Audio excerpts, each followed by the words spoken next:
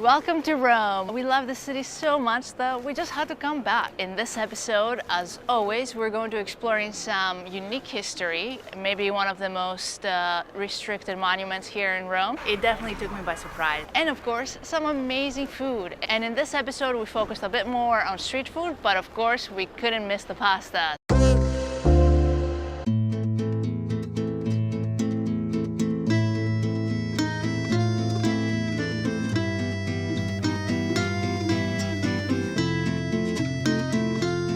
There's no better way to start our Roman food tour than here at the Testaccio market in the Testaccio neighborhood, and I think it's just worth saying that if you're just a tourist coming to visit Rome, this is probably a neighborhood that you're not likely to come to. If you want to have the best Roman food, like the classic Roman dishes and some street food, come to Testaccio, go to the restaurants, but also come to the market here and come with us first.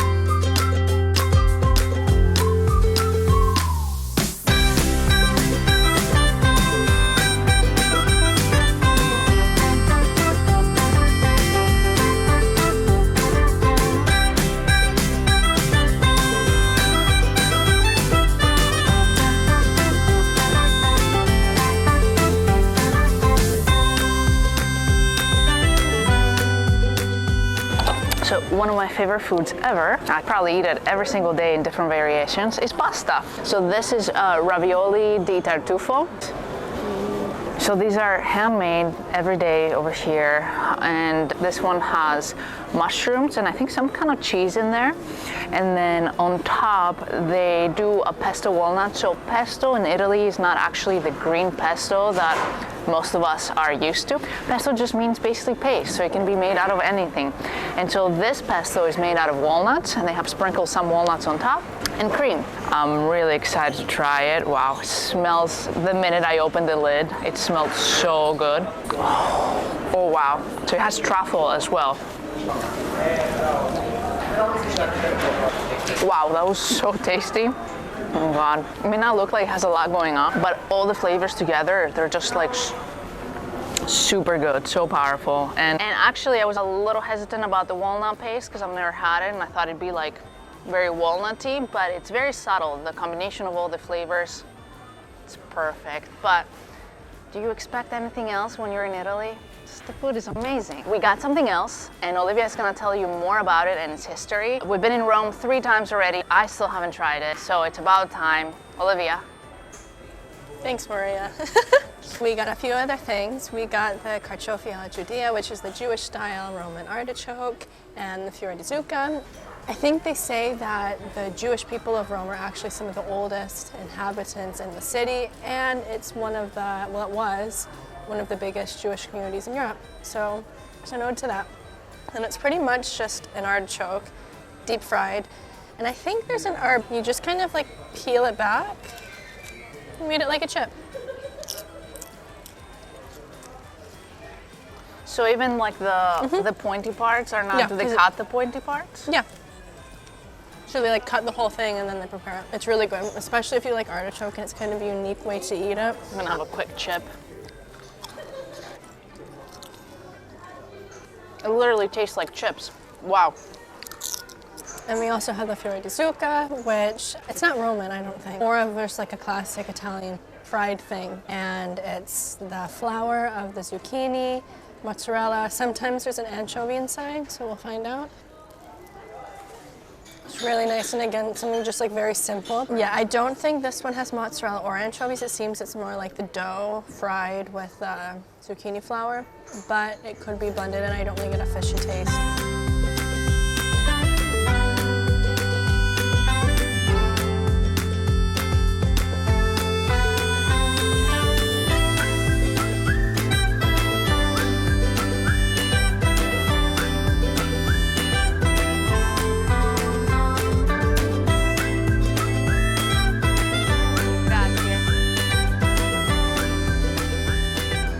And of course we have to have the matriciana. We weren't originally planning on getting one more pasta dish, but our friends had it and they said it was amazing. Classic Roman pasta, had to try it. The sauce, it smells so good.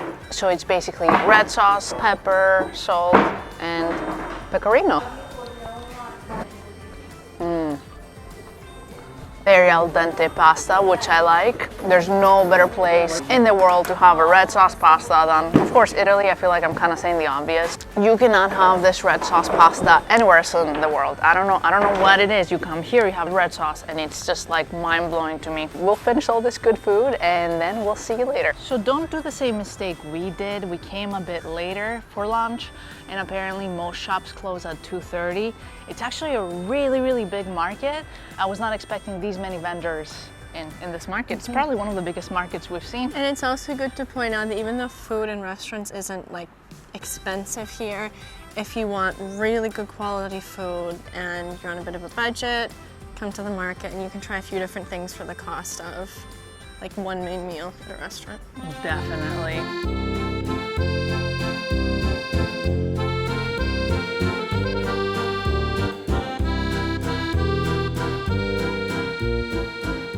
So now, like the true Italians, we're going to have an after lunch espresso.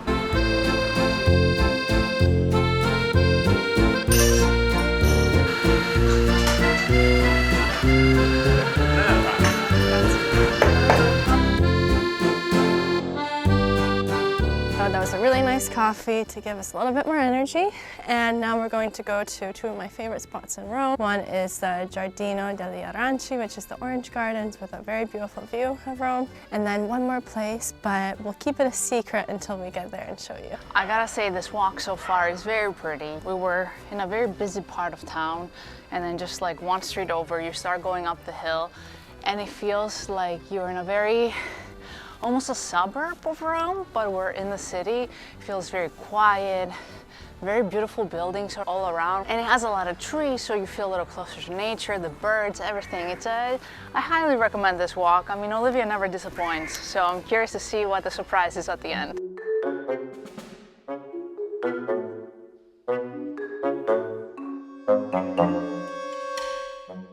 We are here on top of the Aventine Hill, which is one of the 7 hills that make up Rome.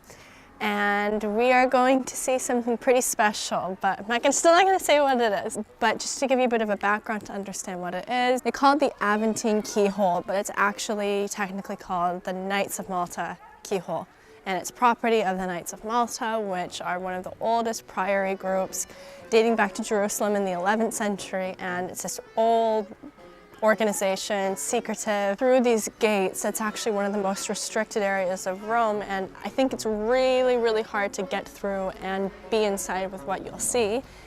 But the movie La Grande Bellezza, The Great Beauty by Paolo Sorrentino, they actually go inside, and the movie is partially filmed inside. So that shows that if you make a beautiful movie about Rome, you may get special access to go inside. So we're waiting in line for what you see behind me, and you're supposed to look through a keyhole and see something there. She's not telling me what it is because we want it to be a surprise, so I guess we'll find out together. All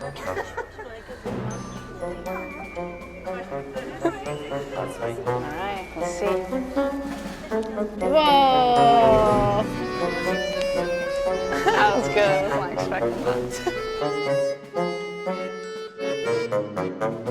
It definitely took me by surprise, and it was really beautiful. You guys are probably not gonna be able to see the full thing because our camera lens was not able to capture what was at the very end. So as you look through the perfectly manicured trees and create a hallway, at the very end, you see the dome of St. Peter's Basilica in the Vatican, and that was really cool.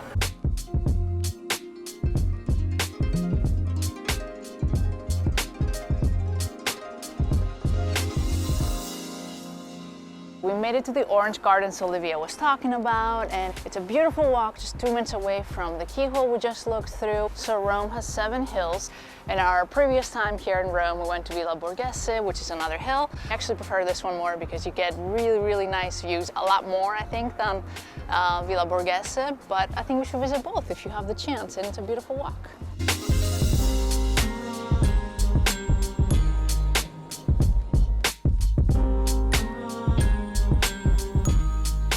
Beautiful views of Piazza Venezia. You can almost see the Colosseum, but not quite. And then you have the Vatican.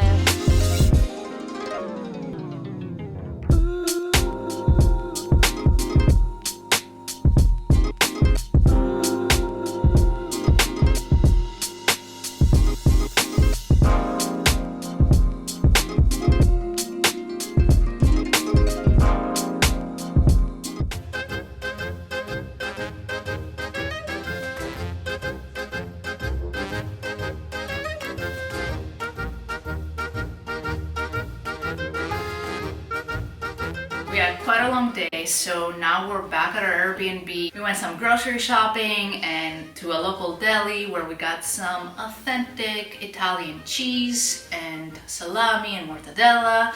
And of course, there isn't an aperitivo without Aperol Spritz. And we will see you tomorrow for some more food and some more exploring.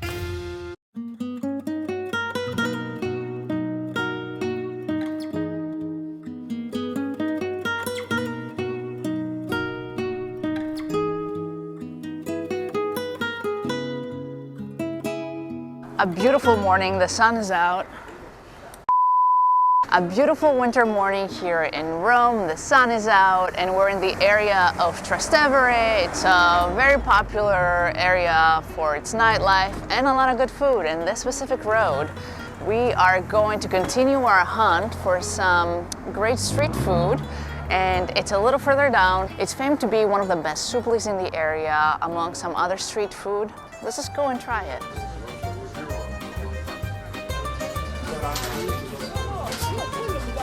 The smell in here is amazing.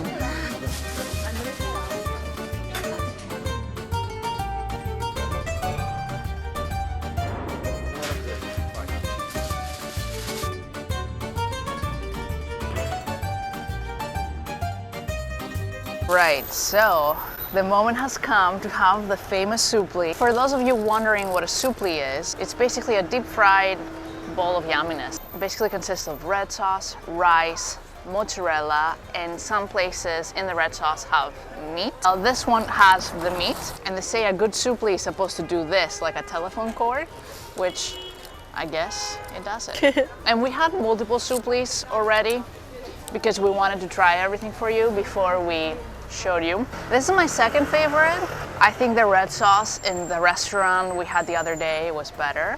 Evo, check out Evo, very local if you want to sit down, cheap prices. I'm just gonna go for it because it's falling apart. Today is better. The little birdies are scooping in. This place also has some mozzarella, deep fried mozzarella triangles, which are supposed to be really good, but we've never been able to try them. If you do come here and you have them, let us know how they are. Olivia will try their yummy pizza. It looks amazing. A lot of people come and get like a whole pizza from here by the slice. I like the way they wrap them too. Feels so like original. Oh, you can have it like a sandwich. Oh yeah, Maria ordered a slice of pizza for me, and they actually, if you say you're getting it to take away, they'll fold it in two in this paper so you can eat it while you're walking, and makes it a lot easier. So this one is just like fresh mozzarella, tomato pieces, and basil. Very simple, and it looks really nice. The bread too looks amazing. It's really nice, and the flavors are very simple.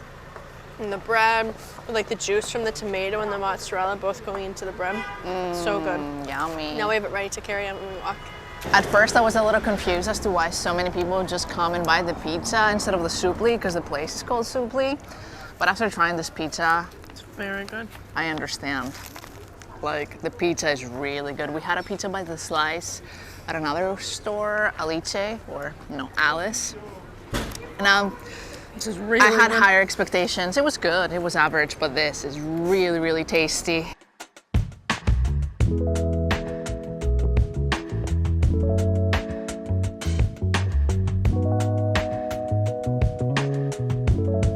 Another day, another hill with a nice viewpoint. We're in Gian Nicolo, a beautiful fountain behind us with a beautiful building, of course. Beautiful buildings everywhere.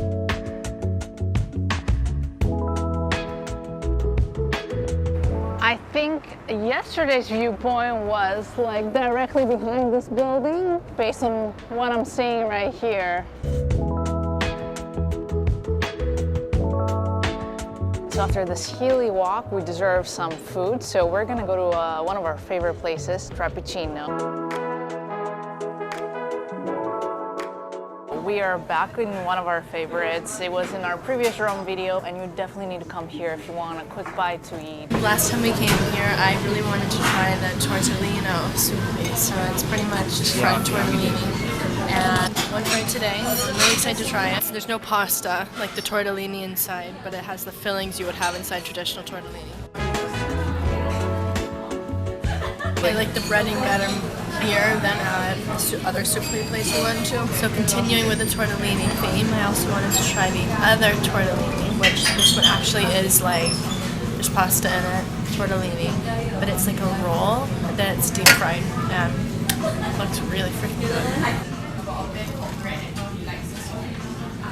And this one actually just has like a bunch of tortellini that are deep fried.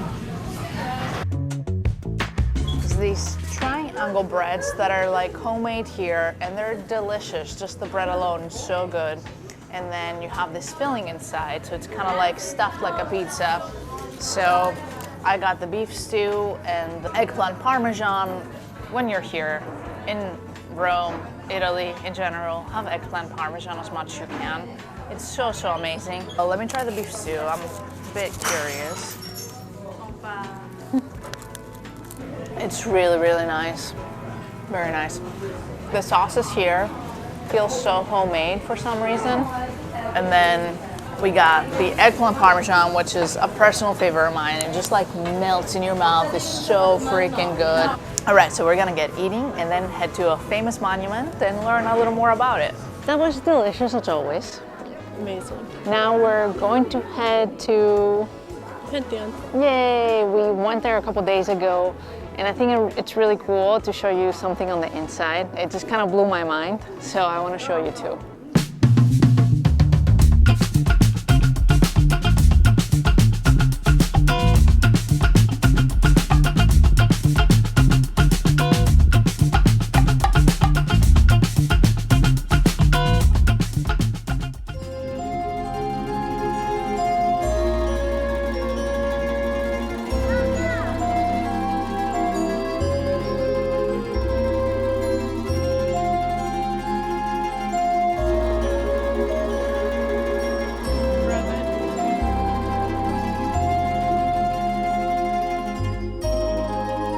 So the middle area is sectioned off because when it rains, it comes straight through there.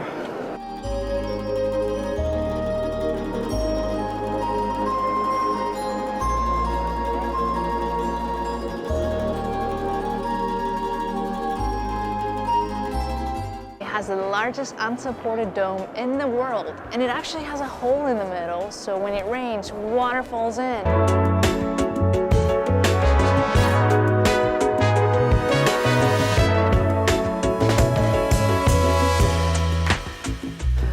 All right, then I think we're gonna end this video right outside The Pantheon. Yeah, the Pantheon. We had a wonderful time here in Rome, as always.